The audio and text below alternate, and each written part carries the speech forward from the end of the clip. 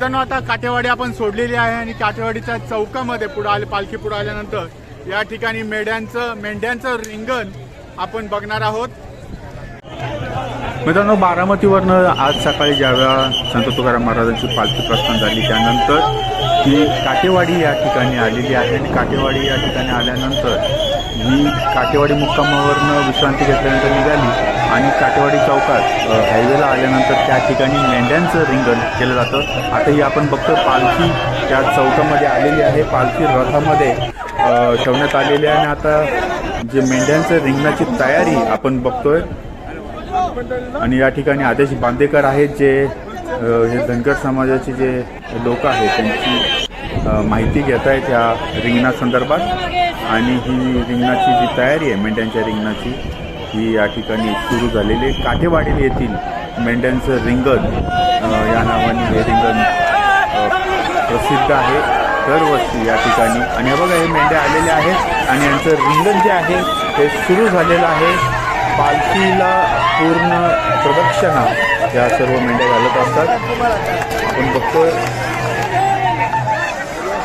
असंख्य मेंढ्या या रिंगणामध्ये पळतात आहे बघा हे पालखी या ठिकाणी पालखीला प्रदक्षिणा जी आहे जी मेंढ्या घालत आहेत त्यांचं रिंगण त्या पालखीला होत आहे। अतिशय चांगला क्षण म्हणजे बघण्यासारखी ही गोष्ट असते। जे रिंगण आहे ते बघण्यासारखं असतं।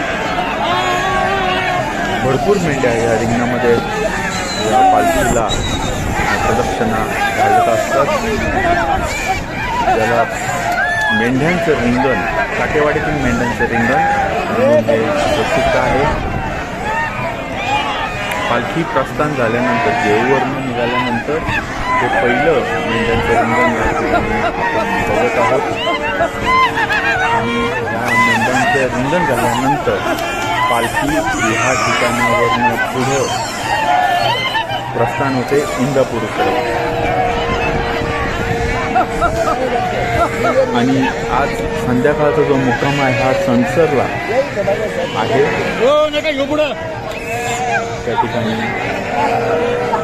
रिंगण संपल्यानंतर पालखी ज्यावेळेस तिथनं प्रस्थान होते त्यावेळेस सणसरला हा संध्याकाळची मुक्काम या ठिकाणी आहे।